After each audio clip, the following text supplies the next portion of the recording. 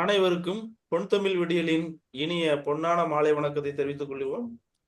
இன்றைய தினம் நம்முடைய இந்த தொடர் நிகழ்வின் 562வது நிகழ்வாக 57வது விவாத மேடையாக இன்றைய காலகட்டங்களில் ஆசிரியர்கள் பாடம் நடத்துவதோடு தங்களுடைய பணியை நிறைவு செய்வது நல்லதா, அல்லது பாடத்தையும் தாண்டி மாணவர்களுக்கு பாடமாக அமைய வேண்டுமா, பாடமாக மாற வேண்டுமா என்ற ஒரு அருமையான ஒரு தலைப்பிலே நாம் சிந்திக்க இந்த தமிழ் விடியல் இணையத்தில் குழுமியுள்ளோம்.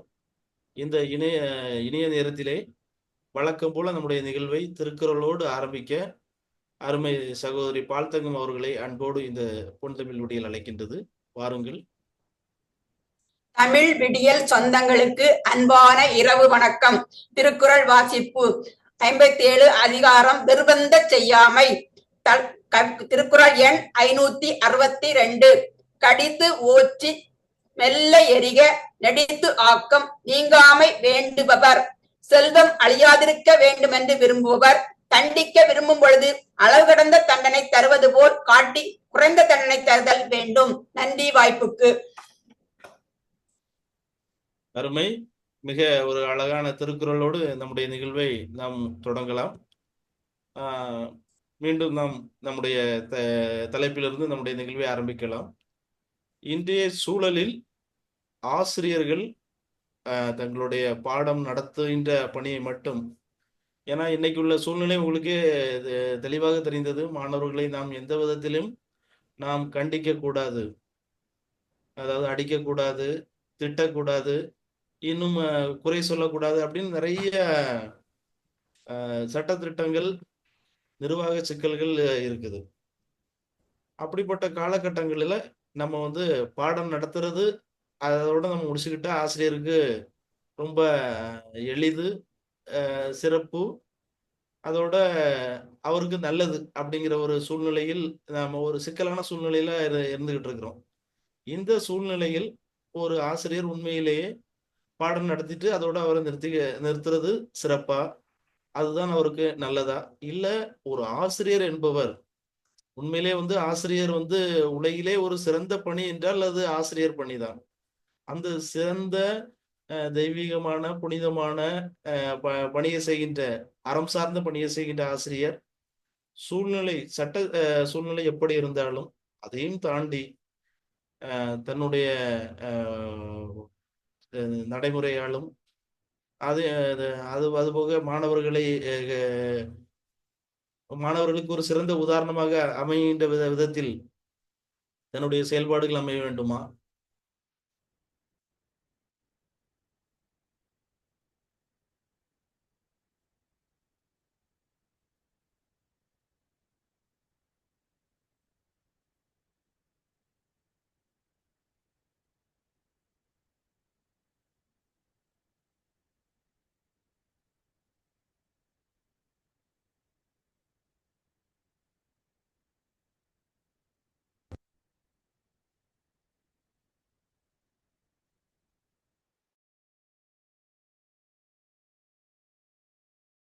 படுத்த வேண்டும். ஆசிரியர்களும் அதற்கு உறுதுணையாக இருக்கலாமே ஒழிய ஆசிரியர்களே தானே அந்த பாடம் புகட்டுவதை பேணி காக்க முயன்றால் அவர்கள் தங்களுடைய பணியாக கொடுக்கப்பட்ட அந்தந்த பகுதியான பாடங்களை நடத்துவது சிரமம் என்று எனக்கு தோன்றுகிறது. எனவே பாடம் நடத்துவ ஆசிரியர்கள் அனைவரும் தங்களுக்கு கொடுத்த பாடங்களை மட்டுமே ஒழுங்காக போதித்தால், அவர்களுக்கு கொடுக்க வேண்டிய நேரத்திலே அந்த பாடங்களை எடுத்து முடித்து விட்டால் மாணவர்கள் நல்ல மதிப்பெண்களை பெறுவார்கள்.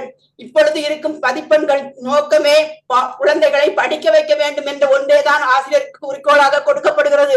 எங்கேயும் பாருங்கள், எல்லா பள்ளிகளிலும் எழுதி போட்டிருக்கிறது 500க்கு 499 மார்க். அப்படி 499 மார்க் எடுக்க ஆசிரியர்கள் பட வேண்டிய பாடு என்ன என்றால் எண்ணி பாருங்கள். அவர்கள் இந்த 500 மார்க்கில் 499 எடுப்பதற்கு பாடுபடுவார்களா, இல்லது அந்த குழந்தைகளை வாழ வைக்க தானும் பாடமாக மாறுவார்களா? எனவே எனக்கு இக்காலகட்டத்திலே மதிப்பெண் அடிப்படையிலே காட்டப்படும் இந்த கல்வியானது ஆசிரியர்களால் போதிக்கப்பட வேண்டியது மட்டுமே என்றுதான் தோன்றுகிறது. முதல்வர் நிறைவுற்று வணக்கம். அழகானது இன்று ஒரு பல தலைப்பு, நீண்ட இடைவெளிக்கு பிறகு ஒரு அருமையான ஒரு தலைப்போடு இன்று நாம் சந்திக்கிறோம். பாடம் நடத்துவதா, பாடமாக நடந்து கொள்ளுவதா? பால் தங்கம் அக்கா சொன்னாங்க பாடம் தான் நடத்தணும் அப்படின்னு சொல்லிட்டாங்க. பாடம் மட்டும் இருந்தா பத்தாது. சாதம் சமைக்கணும் அப்படின்னா, சோறு வடிக்கணும் அப்படின்னா அதுக்கு பாத்திரம் வேணும். பாத்திரம் இல்லைன்னா சோறு எப்படி பொங்க முடியும்? எனக்கு சோறு தான் வேணும், பாத்திரத்தை நான் பார்க்க மாட்டேன்னு சொன்னோம்னா ஒண்ணுமே பண்ண முடியாது. பாடம் என்பது இங்கு பாத்திரம்.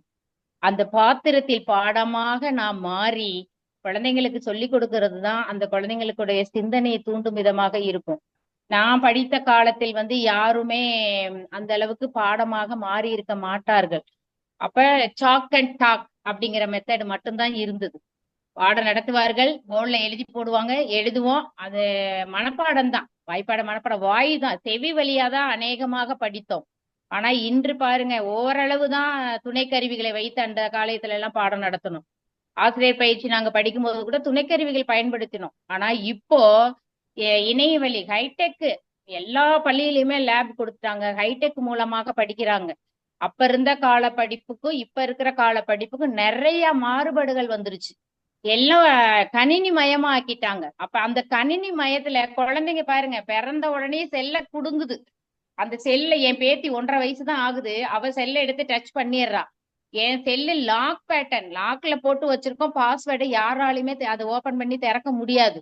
ஆனா அவ அது உள்ள போய் வீடியோ கேமரா எடுத்து விளையாடுறா. அப்ப பாருங்க, அப்ப இன்றைய அறிவு உள்ள குழந்தைங்க எப்படி இருக்காங்கன்னு பாருங்க. நான்லாம் செல்ல எப்ப பார்த்தேன்? ஒரு 5 வருஷத்துக்கு முன்னாடிதான் மொபைல் போனை எப்படி பயன்படுத்துங்கிறதே நான்லாம் கத்துக்கிட்டேன். 50 வருட காலங்கள்ல 45 வருடமா செல்லுனா என்னன்னு தெரியாம நம்ம எல்லாம் வாழ்ந்துட்டோம்.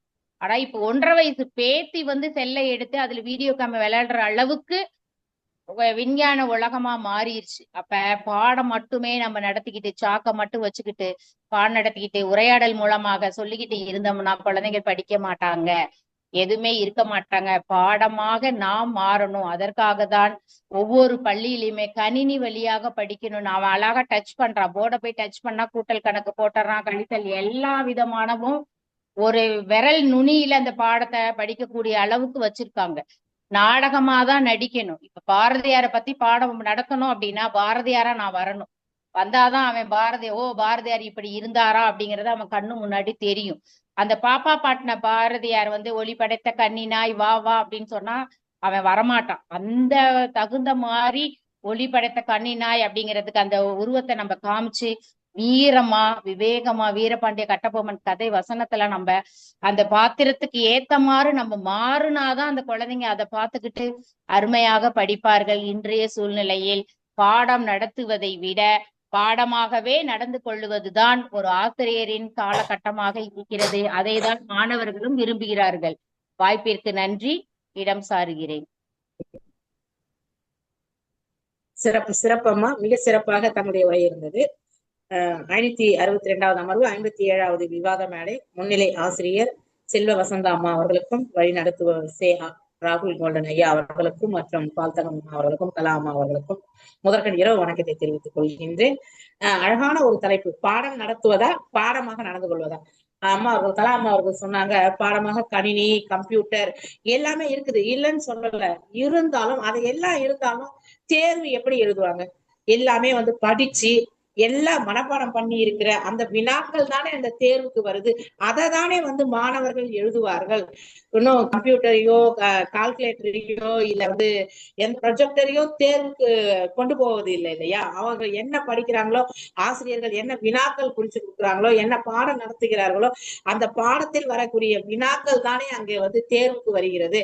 ஆகவே அந்த பாடம் நடத்தி இருந்தா தானே மாணவர்கள் அதை படித்து அதை போய் தேர்வுக்கு கொண்டு எழுதி நல்ல மதிப்பெண்கள். இப்போது அம்மா அவர்கள் சொன்னார்கள், 500க்கு 499 மதிப்பெண்கள் எப்படி பெற முடியும்? அந்த பாடம் முழுவதையும் ஆசிரியர்கள் நடத்தி இருந்தால்தான், அதை மாணவர்கள் உள்வாங்கி இருந்தால்தான் அந்த கருத்துக்களை வைத்துக் கொண்டு அந்த தேர்வில் அவர்கள் எழுதி அதை வெற்றி பெற முடியுமே ஒழிய, என்னதான் அந்த ஸ்மார்ட் போர்டுலயுமோ கணினிலேயோ கம்ப்யூட்டர்லயோ லேப்டாப்லயோ இதெல்லாம் வைத்து படிச்சால் கூட அந்த தேர்வு என்று எழுதும் பொழுது அனைத்தும் நாம் கற்ற அந்த மதிப்பு, ஆசிரியர்கள் என்ன கற்றுக் கொடுக்கிறார்களோ அதை உள்வாங்கிக் கொண்டு இருந்தால்தான் அது சிறப்பாக அங்கு எழுத முடியும். அப்பொழுதுதான் அவர்கள் தேர்வில் வெற்றி பெற முடியும். ஆகவே ஆசிரியர்கள் இன்றைய காலகட்டத்தில் எல்லா பாடத்தையும், அதுக்காகவே ஒரு புத்தகம் வால்யூம் 1, வால்யூம் 2, இப்படி ஒவ்வொரு தமிழ், ஆங்கிலம், கணிதம், அறிவியல், இப்படி ஒவ்வொரு புத்தகத்தையும் எதுக்கு தருகின்றார்கள்? மாணவர்கள் அதை போய் வீட்டுல வந்து உட்கார்ந்து அதை படிப்பதற்காக தானே அத்தனை புத்தகங்களையும் அரசு வந்து தமிழ்நாடு பாடநூல் கழகம் அத்தனை புத்தகங்களையும் வெளியிடுகின்றது. அத்தனை புத்தகங்கள் மாணவர்களுக்கு இப்ப கொடுத்து, இப்ப ஏன் வந்து பள்ளிக்கூடம் திறந்த உடனே எதுக்கு வந்து புத்தகங்கள் கொடுக்குறாங்க? ஏன் பள்ளிக்கூடத்துல கணினி இருக்குது, கம்ப்யூட்டர் இருக்குது, லேப்டாப் இருக்கு, அதை வச்சே கத்துக் கொடுக்கலாமே, புத்தகங்களே தேவையில்லையே, ஏன் கொடுக்குறாங்க? புத்தகம் இருந்தால்தான் அறிவு வர முடியும். அதை எடுத்துக்கொண்டு வீட்டில் எல்லா வீட்லயுமே வந்து போயிட்டு அந்த கணினிகளையும் கம்ப்யூட்டர்லயும் தேடி எல்லாமே வறுமை போட்டு இருக்கிற பிள்ளைகள் எத்தனையோ பேர் இருக்கிறாங்க. அந்த புத்தகங்கள், அதனாலதான் அரசு வந்து எல்லாருக்குமே வந்து எல்லாத்தையுமே வந்து எல்லா பாட புத்தகங்கள், நோட்டு எல்லாத்தையும் கொடுக்குது. ஏன்? எல்லாருமே படிக்கணும், யாருமே கற்றறிந்தவர்களாக இருக்கணும், யாருமே எதுவுமே படிக்காம இருக்கக்கூடாது அப்படின்றதுக்காக தானே புத்தகங்களை கொடுக்குது. அந்த புத்தகங்கள் இருந்தால்தான் ஆசிரியர்கள் என்ன கற்றுக் கொடுக்கிறார்கள் அதை வீட்டுக்கு கொண்டு சென்று அவர்களுடைய பெற்றோர்களும் அதை பார்த்து அவர்களுக்கு தெரிந்ததை அவர்களும் மேலும் சொல்லி கற்றுக் கொடுத்து அதன் மூலமாகத்தான் படித்து அவர்கள் தங்களுடைய அறிவை கற்றுக்கொண்டு அந்த தேர்விற்கு போய் தேர்வு எழுதி மிகச் சிறப்பான மதிப்பெண்கள் பெறுகிறார்கள். நாம் பாடமாக நடந்து கொள்வதன் மூலம் ஒன்றும் அவர்களுக்கு அங்கு வந்து வினாவாக வரப்போவதில்லை. ஆகவே பாடம் நடத்தி அதில் நாம் வினாக்களை குறித்து கொடுக்கும் பொழுதுதான் அதை படித்து அவர்கள் சிறப்பான ஒரு நிலைக்கு செல்வதற்கு உதவுகிறது. ஆகவே இன்றைய காலகட்டத்தில் ஆசிரியர்கள் நிச்சயமாக அனைத்து பாடங்களையும் நடத்துவதுதான் சிறப்பு என்று கூறி என்னுடைய முதல் விவாதத்தை முடித்துக் கொள்கிறேன். நன்றி, வணக்கம். அருமை, மிக அருமையான கருத்து, அருமையான கருத்துமா உங்களுடைய கருத்து. கலாமா சொன்னது அழகாக சொன்னார்கள். கணினி, செல்போன் எல்லாம் எங்களுக்கு இல்லைன்னு சொன்னாங்க. உண்மைதான், நமக்கு இல்ல. ஆனா இப்ப வந்திருக்கு. ஆனா 1.5 வயசு குழந்தைக்கு எந்த ஆசிரியர் வந்து கத்து கொடுத்தார் அந்த கணினிய அந்த செல்போனை இயக்கிறதுக்கு? அது பார்த்து கத்துக்குது. அந்த மாதிரி பார்த்து கத்துக்கிறது வீட்டுல கத்துக்கலாம். நீங்க ஒரு டிராமாக்கு கூட்டிட்டு போனீங்கன்னா அங்க இருந்து கத்துக்கலாம், ஒரு சினிமாக்கு கூட்டிட்டு போனா அங்க இருந்து கத்துக்கலாம். ஆனா பள்ளியிலேயே ஆசிரியர்கள் நிச்சயமாக பாரதியா மாற முடியாது.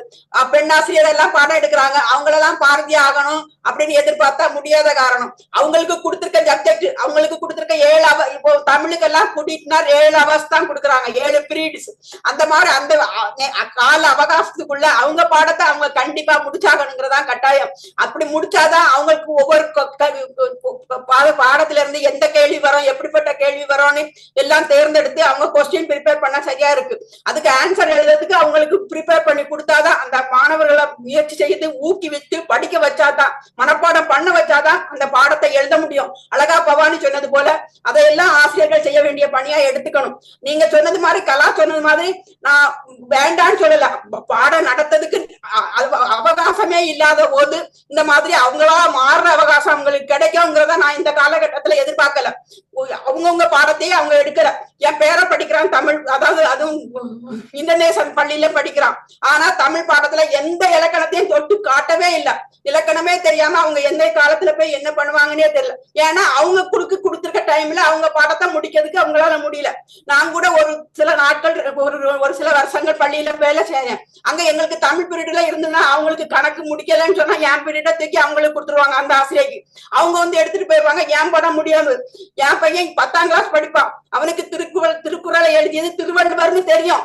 ஆனா அங்க எழுத படிக்க தெரியாது. திருவள்ளுவர் 10ஆம் கிளாஸ் மாணவனுக்கு நான் என்ன பண்ண முடியும்? தமிழ் சொல்லி கொடுத்துட்டாங்க, எப்படி சொல்லி கொடுத்தாங்கன்னே தெரியாது. 10ஆம் வகுப்பு அவன் வந்து உட்கார்ந்துட்டா. நான் 10ஆம் வகுப்பு ஆசிரியர். ஆனா அவனுக்கு நான் 1ஆம் வகுப்பு அவனா சொல்லி கொடுக்கணும்னா என்ன கஷ்டம் சொல்லுங்க? அவங்க 1ஆம் வகுப்பு அந்த அவனை அழகாக அந்த காலத்து ஆசிரியர் மாதிரி சொல்லி கொடுத்திருந்தாங்கன்னா எனக்கு 10ஆம் கிளாஸ் ஆசிரியருக்கு பாடம் போதிக்கிறதுக்கு டைம் கிடைக்கும். நான் 1ஆம் கிளாஸ் பாடத்தை போதிக்க போனா எனக்கு என்ன டைம் கிடைக்கும்? என்னால திருத்தவே முடியாது.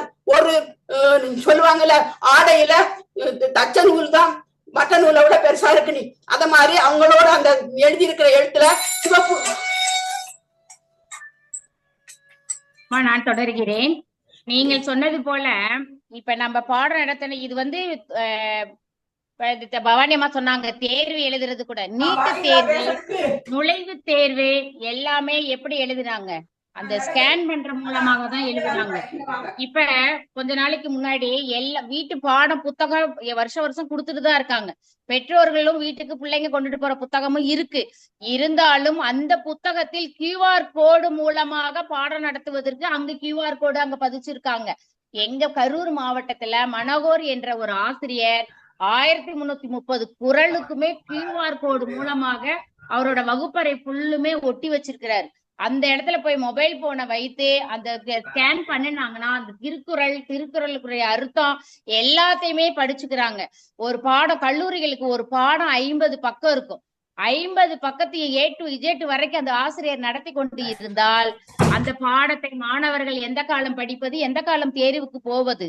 அதெல்லாம் ஒரு அன்றைய காலங்கள் சாத்தியம். இன்றைய காலங்கள் போன வருடம் இருந்த சிலபஸ் பாடத்திட்டம் இன்று குறைக்கப்பட்டிருக்கிறது. நான் இன்று 4ஆம் வகுப்பு பாடம் நடத்தியிருக்கேன். அதுல பாதி பாடங்கள் குறைக்கப்பட்டிருக்காங்க. வருஷம் பாடத்திட்டங்கள் குறைப்பும் இருக்கவுது, புது விதமான யுத்துகளும் தேர்றது. என்னையவே எடுத்துக்கங்க, நான் நல்லாசிரியர் விருது வாங்கியிருக்கேன் அப்படின்னா அதற்கு என்ன காரணம்? புத்தகத்தை மட்டுமே படிச்சு எனக்கு விருது கொடுக்கவில்லை.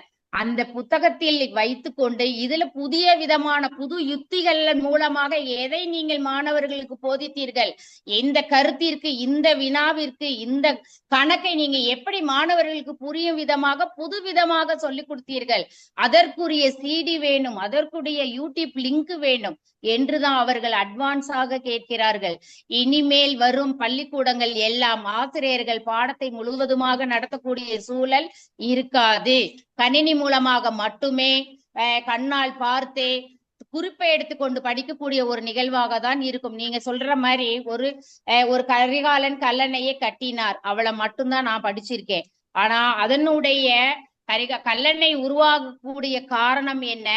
அந்த காரணத்தை ஏன் தமிழகத்தில் மட்டும், அது அந்த கல்லணையில மட்டும் அந்த கல்லணை கட்டப்பட்டது, அந்த அணை அங்க கட்டக்கூடிய சிறப்பு என்ன? அதே மாதிரி காமராஜர் பெல் நிறுவனம் திருவெரும்பூர்ல ஒரு பாய்லர் தொழிற்சாலை நிறுவியிருக்காரு. அது ஒரு அறிவியல் அமெரிக்காவில இருந்து ஒரு விஞ்ஞானி தமிழகத்துல ஒரு இது மாதிரி பாய்லர் தொழிற்சாலை கட்டணும், அதுக்கு ஒரு இடமைப்பு வேணும்னு சொல்லி ஆய்வு பண்றாரு. அமெரிக்காவில இருந்து ஒரு விஞ்ஞானி ஆய்வு பண்றாரு. பண்ணிட்டு தமிழகத்துல எங்கேயுமே இடம் இல்லைன்னு சொல்லிட்டு போயிடுறாரு. படிக்காத மேதையான காமராஜர் ஐயா சொல்லியிருக்காரு, இந்த இடத்துல திருச்சியில திருவெரும்பூர் பகுதியில போய் பாருங்க, அங்க கட்டுவதற்கு புள்ளியியல் அமைப்பு, புவியியல் அமைப்பு அருமையாக இருக்குதுன்னு சொன்னாங்க. அதுக்கப்புறம் அந்த இடத்த போய் பார்த்து தேர்வு செஞ்சு கட்டியிருக்காங்க. இந்த வரலாற்றையில நம்ம எது மூலமா இருக்கோம்? பாட புத்தகத்துல இவ்வளவு விளக்கமான குறிப்புகள் இல்லை. அதை எது மூலமாக நம்ம தேர்வுறோம்? கூகுள சர்ச் பண்றோம், யூடியூப்ல படிக்கிறோம், நிறைய விஷயங்களை கத்துக்கிறோம். இன்னும் சொல்ல போனா நான் ஒரு வரலாற்று பாடம் மட்டும்தான் படித்தேன், அதுவும் கல்லூரியில போய் படிக்கல. அந்த அதுல அஞ்சல் வழியில படிச்சேன். பரீட்சை நாளைக்குன்னா இன்னைக்கு நைட்டு தான் உட்காந்து படிப்பேன். 10 மணி நேரம் படிச்சுட்டு போவேன், பாஸ் மார்க் வாங்கிட்டு வந்துரு. அதுல என்ன எனக்கு நாலேஜ் இருக்குன்னு நினைக்கிறீங்க? அந்த பாட புத்தகம் என்ன இருக்கு? இல்ல. ஆனா எனக்கு ஒரு வாத்தியார் கோயம்புத்தூர்ல பாடம் நடத்தினாரு. தில்லையில் நடனம் புரியும் நடராஜரை பத்தி சொல்லிக்கிட்டே கரும்பலையில அப்படியே நடராஜர் நடனம் ஆடுறத வரைஞ்சு காமிச்சாரு. நாங்க எல்லாம் அப்படியே மெய் மறந்து போனோம். நடராஜரை பத்தி அவர் சொல்றாரு, தில்லையில் நடம் புரியக்கூடிய நடராஜர் இப்படி இந்த மாதிரி பண்ணினாரு, இப்படி பண்ணினாருன்னு சொல்லிக்கிட்டே போர்ட்ல ஏதோ பண்ணிட்டு இருந்தாரு. கடைசியில பார்த்தா அழகான ஒரு நடராஜர் நடனம் ஆடுற மாதிரி ஓவியத்தை வரைஞ்சிட்டார். அந்த நிகழ்வெல்லாம் எப்படி வரும்? அந்த பாடமாக தன்னை உள்ளுக்குள் வைத்து கொண்டு அந்த பாடத்திட்டத்தை, அந்த பாடத்தை உள்வாங்கி கொண்டு பாடகமாக மாறினால் மட்டும்தான் ஒரு சிறந்த ஒரு அறிவாளியாக, சிறந்த ஒரு கவிஞனாகவோ, ஒரு தொல்காப்பியராகவோ எல்லா விதமான படைப்புகளையும் படைக்க முடியும். பாடம் மட்டுமே இருந்தால் பத்தாது, பாடத்துக்கு ஏற்றவாறு பாடமாகவே நாம் மாறணும். உணர்வு பூர்வமா ஒரு அழுகன்னு ஒரு இது எடுத்துக்கோங்க, அழுவிடாங்கிறோம், அவனுக்கு அழுகே வரல. ஆனா இதே ஒரு இறப்பு வீட்டுல போகும்போது பாருங்களேன், ஒருத்தர் சொல்லி அழுகக்கூடிய ஒரு வார்த்தையை கேட்கும் போதே நமக்கு தன்னறியாம கதறி கதறி நம்ம அழுவோம். அதே மாதிரி ஒருத்தர் சிரிக்கும் போது பாருங்களேன், அவங்கள பார்த்த உடனேயே அப்படி சிரிப்போம். ஒருத்தரை பார்த்த உடனே சோகம் நம்மகிட்ட ஒட்டிக்குதுன்னா எப்படி வரும்? பாக்குறது மூலமாக தான், அந்த கதாபாத்திரத்தோட ஒன்றுபோது மூலமாக தான் நம்ம அதை தெரிஞ்சுக்கவே முடியும். அது மாதிரி பாடத்திட்டம் முக்கியம் தானே, இல்லைன்னு சொல்லல. அந்த பாடத்தை எந்த அளவுக்கு நீ உள்வாங்கி அதை நீ பிறருக்கு நடத்துகிறாயோ, இன்னும் சொல்லுவாங்க, கற்பதை விட நம்ம கத்துக்கிறத விட கத்துக்கிட்டதை அடுத்தவங்கள்ட்ட சொல்றது மூலமாக தான் நம்ம பன்மடங்கு நம்மளோட ஞாபக சக்தி வளரும்னு நான் கேள்விப்பட்டிருக்கேன். நாங்களும் அந்த செயல்படுத்தி இருக்கோம். அது மாதிரி நான் பாடம் நடத்தும் போது அந்த பாடத்துக்கு ஏற்ற பாத்திரமாக நான் உள் மனதிற்குள்ளேயே உருவாகி மாறிக்கொண்டுதான் குழந்தைகளுக்கு அவர்கள் குழந்தையாக நான் மாறிக்கொண்டுதான் குழந்தைகளுக்கு பாடம் நடத்த முடியுமே ஒழிய ஒரு ஆசிரியராக நான் வயது முதிர்ந்தவராக இருந்து கொண்டு குழந்தைங்களுக்கு பாடம் நடத்த முடியாது. என்னோட இறுதி பாடத்தை நான் முடித்துக் கொள்கிறேன். பாடம் நடத்துவதை விட பாடமாக மாறி அந்த பாடத்தை புகட்டுவதில் மூலமே திறந்த ஒரு கேள்விக்கு எல்லா பதிலுக்கும் புரிஞ்சு படிடான்னு சொல்றாங்க. எதுக்குங்க தாய்மொழி வழியில படிக்கணும்னு சொல்றாங்க? இதுதான் காரணம். தாய்மொழியில் படிக்கும் போதுதான் நமக்கு புரியும். அரசு பள்ளியில் படிக்கக்கூடிய மாணவர்கள் எல்லாம் வாழ்க்கையோடு இணைந்த படிப்பை படிக்கிறாங்க. இதே தனியார் பள்ளியில படிக்கக்கூடிய குழந்தைங்க எல்லாம் அமைதியா உட்காந்துருப்பாங்க. அவங்களுக்கு வாழ்க்கைன்னா என்னன்னு தெரியாது, வாழ்க்கையில கஷ்டம்னா என்னன்னு தெரியாது, ஒருத்தர் விட்டு கொடுத்து போறது, ஒற்றுமையா இருக்கிற அந்த பண்பெல்லாம் வளராது. காலையில வரிசையா போவாங்க, வரிசையா வருவாங்க, நடத்துற பாடத்தை மனப்பாடம் பண்ணுவாங்க, அங்க காமிக்கக்கூடிய நிகழ்வுல பாப்பாங்க, வந்துருவாங்க. ஆனா எங்க பள்ளியில பாருங்க, ஒரு குழந்தை ஓடி போய் விழுந்துட்டானா உடனே டீச்சர் அவன் விழுந்துட்டான்னு வந்து சொல்லுவாங்க.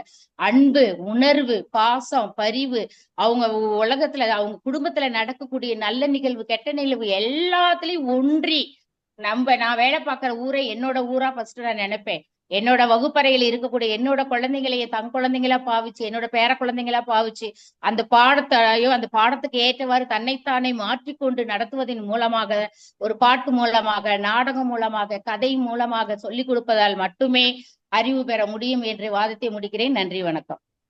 ஆரம்ப ஆசிரியர் என்பதை அழகாக தெளிவாக எடுத்து கூறினார் கலாமா. அவரை கைதட்டி நான் பாராட்டி கொண்டு, ஆனாலும் கேட்கிறேன், நீங்கள் சொல்லுங்கள், ஆங்கில வழி உங்கள் பள்ளியில் வந்திருக்கிறதா இல்லையா? இருக்கிறது.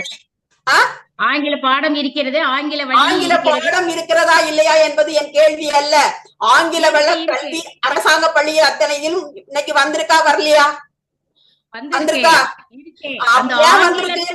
பொருள் உரை எதுல இருந்து? தமிழ் டிக்ஷனரியில இருந்துதான் எடுத்து படிக்க. தமிழ் டிக்ஷனரியில இருந்து வரதுக்கோ வரலையோ, ஏன்னா ஆங்கில வழியிலேதான் போதிக்கணுங்கிற கட்டாயம் தமிழ்நாட்டுக்கு வந்துடுச்சு. ஏன்னு தெரியாது. அப்படிப்பட்ட சூழ்நிலையில இன்றைய ஆசிரியர்கள் இருக்கிறார்கள். எனவே அவர்கள் படித்து பாடம் எடுக்கலாம், மறக்க மாட்டேன் நான். ஆனால் அவர்கள் பாவித்து நடத்த அவர்களுக்கு கால அவகாசம் இல்லை. அவர்களுக்கு கொடுத்திருக்கின்ற பாடங்கள் நீங்கள் சொன்னீர்கள், போன வருஷம் கொடுத்த 8ஆம் வகுப்பு பாடத்தில் இருந்து பாதி பாடத்தை எடுத்துவிட்டுதான் இந்த வருஷம் 7ஆம் வகுப்புக்கு கொடுத்திருக்கிறார்கள். ஏன்? அவர்கள் ஆசிரியர்களாலே அந்த பாடத்தை மாணவர்களுக்கு நடத்த முடியவில்லை. இப்படிப்பட்ட பாடத்திட்டத்தை வகுத்து கொடுத்திருக்கிறது அரசாங்கம். அரசாங்கத்துக்கு பாடம் என்பது மாணவர்களை மையப்படுத்தி தான் பாடத்திட்டம் குறைக்கவோ கூட்டவோ செய்கிறது. ஆசிரியரோட திறமைக்கு ஏற்றவாறு பாடம் குறைக்கப்படவில்லை.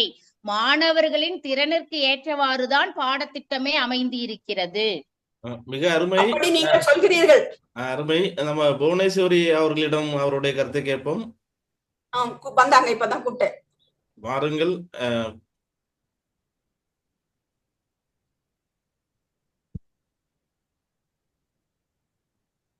இல்லைன்னு நினைக்கிறேன். நம்ம ஏறக்குறைய இறுதி கட்டத்துக்கு வந்துட்டோம். கடைசி 1 நிமிடம், 1 மணித்துளி மட்டும் இருவரும் எடுத்துக்கொள்ளுங்கள். அதோடு நம்முடைய முடிவை. பாடமாக மாறுவது நல்லதுதான். ஆனால் பாடமாக மாற இன்று வாய்ப்பும் இல்லை, வழியும் இல்லை என்றுதான் நான் நினைக்கின்றேன். ஏனென்றால் அந்த அளவு பாடத்திட்டங்கள் வகுத்துதான், அது ஆசிரியர்கள் கொண்டு குழுவை கொண்டுதான் வகுக்கப்படுகிறதே தவிர மாணவரின் திறனை கொண்டு வகுக்கப்படவில்லை. மாணவர்களுக்கு அதை பைகாட் பண்ண, அதான் மனப்பாடம் பண்ணதான் ஆசிரியர்கள் போதிக்கிறார்களே ஒழிய பாடமாக மாறும் காலம் மாறி போய்விட்டது. இனி அவர்களுக்கு கொடுக்கும் பாடத்தை மட்டும் அவர்கள் நன்றாக படிக்கும்படி செய்து விட்டால் மதிப்பெண் 500க்கு 499 வாங்கலாம். அதுதான் இன்று தேவையாக இருக்கிறது. ஒவ்வொரு பள்ளியும் அதை செய்து காட்டித்தான் பெருமை பெறுகிறது. எனவே இன்றைய சூழலில் பாடமாக இருப்பதை விட பாடங்களை நடத்துவதே வேண்டும் என்று வேண்டி என் உரை முடிக்கிறேன். நன்றி வாய்ப்புக்கு.